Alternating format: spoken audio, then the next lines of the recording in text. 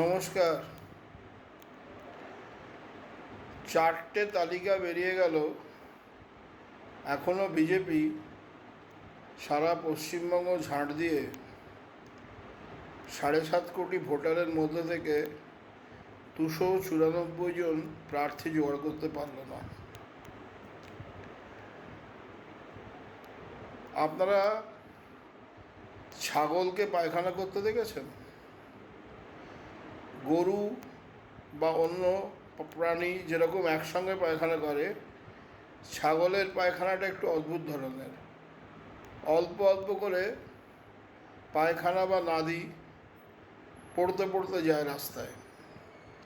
বিজেপির ভোটার লিস্টটা প্রার্থীদের লিস্টটা সেই রকমই হয়েছে, অল্প অল্প করে বেরোচ্ছে। তার একটা প্রধান কারণ হচ্ছে যে পার্টিটা ক্রিমিনাল, চোর, ধর্ষক, নারী নির্যাতনকারী এইসবের ভর্তি, যে পার্টিটা অবাঙালিতে ভর্তি, সেখানে একজন যোগ্য বাঙালি প্রার্থী, একটু শিক্ষা দীক্ষাওয়ালা, একটু লোকজনের সঙ্গে কথা বলতে পারে, একটু নিজের পার্টির বক্তব্য পেশ করতে পারে, যদিও পেশ করার মতো বক্তব্য প্রায় কিছুই নেই, সেরকম লোক খুঁজে পাওয়া খুব কঠিন। একটাই বিদ্বান বুদ্ধিমান লোক ছিলেন যার পরিচিতি ছিল, তিনি হচ্ছেন ডক্টর অশোক লাহিড়ী। গতবার যিনি বালুরঘাট থেকে জিতেছিলেন, তাকে এবার পার্টি তাড়িয়েছে। মাধ্যমিক ফেল না হলে বা উচ্চ মাধ্যমিক ফেল না হলে ওই পার্টিতে নেতা হওয়া যায় না। আরও ভালো হয় যদি তিনি অজৈব হন এবং যদি তিনি এন্টায়ার পলিটিক্যাল সায়েন্সে স্নাতকোত্তর ডিগ্রি হোল্ডার হন। বিজেপি আসলে অপেক্ষা করছিল। সুকুমার রায়ের একটা কবিতা আছে, গুড় গুড় গুড় গুড়িয়ে ধামা, ফাঁদ পেতেছেন গোষ্ঠ মামা। তাই গোষ্ঠ মামা কিসের জন্যে খাপলা জাল নিয়ে বসেছিলেন? তৃণমূলের লিস্টটা বেরোবে, সবাই সুযোগ পাবেন না, অনেককেই বাদ দেওয়া হবে এবং তারা সব বিক্ষোভ প্রকাশ করে বিজেপিতে গিয়ে লাইন দিয়ে জয়েন করবেন এবং তাদের বিজেপি প্রার্থী করবে, করে জিতবে। এই ছিল তাদের আশা।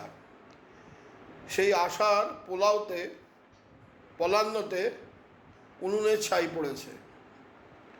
বিশেষ কেউ ওদিকে ঘেঁষেননি, কারণ তারা জানেন তৃণমূলে প্রার্থী হতে না পারলেও বিজেপিতে গেলে ভবিষ্যৎটা একেবারেই অনুজ্জ্বল এবং বাড়ির লোকে ঝ্যাঁটা চালাকাট দিয়ে পেটাবে। 2-4 জন ছুটকো ছাটকা চ্যাং পুঁটি এইসব মাছ যদি এদিক ওদিক ছিটকে পড়ে থাকেন, যেরকম ধরুন আসানসোলের জিতেন্দ্র তেওয়ারি, এই ধরনের লোকেরা, বা যেরকম ধরুন 3বার পার্টি বদলানো অর্জুন সিং, যিনি সকালে উঠে নিজের স্ত্রীকে বলেন, দেখো তো আজকের কাগজটা, আজ আমি কোন পার্টিতে আছি। এরকম 2-4টে পাকাল মাছ তারা ধরেছেন, কিন্তু তাদের পরাজয় মোটামুটি নিশ্চিত, তারা নিজেরাও জানেন। তাহলে বিজেপির প্রার্থী হওয়ার জন্য লোকে ভিড় করেছে কিছুটা। কেন? তার কারণ হচ্ছে টাকা। প্রার্থী হলেই মোটা টাকা দিল্লি থেকে আসে, কালো কুচকুচে টাকা, কয়েক কোটি টাকা। তার মধ্যে 10-20 হাজার টাকা খরচ করে কিছু পোস্টার ছাপিয়ে জয় শ্রীরাম লিখে 2-1টা ভাড়াটে লোককে দিয়ে মিছিল করিয়ে 20,000 টাকা খরচ করে বাকি লক্ষ টাকা বা কোটি টাকা তারা পকেটে পড়েন। এইটা হচ্ছে আসল কারণ। বিজেপির পশ্চিমবঙ্গে কোনো ভবিষ্যৎ নেই। যেটুকু ভবিষ্যৎ ছিল তা নিজেরা সেই আয়তকে দিয়ে আসি সাগরের জলে বলে সাগর সঙ্গমে গিয়ে বিসর্জন দিয়েছেন। যেভাবে নির্বাচন কমিশন বা নির্যাতন কমিশনের ঘাড়ে চেপে তারা নির্বাচনী বৈতরণী পার হওয়ার চেষ্টা করছেন, তাদের বিজেপির বহু প্রার্থী গ্রামের দিকে পাড়ায় ঢুকতে গেলে লোকে ঘিরে ধরে প্যাদাচ্ছে। এই অবস্থায় কে এই ঝুঁকি নেবে? তার ফলে বিজেপির লিস্ট এখনও অসম্পূর্ণ। আদৌ 294 জন প্রার্থী তারা দিতে পারবেন কি না সেটাও আমরা জানি না। আর দিলে তাদের ভাগ্যে অবধারিত হার। এটা মেনে নিয়ে যারা পয়সার লোভে প্রার্থী হতে চাইবেন তারা হবেন, সেই সব ঘর বদলানো দলবদলুদের পশ্চিমবঙ্গের জনগণ কোনোভাবেই কোনো গুরুত্ব দেন না। জয় বাংলা, জয় হিন্দ।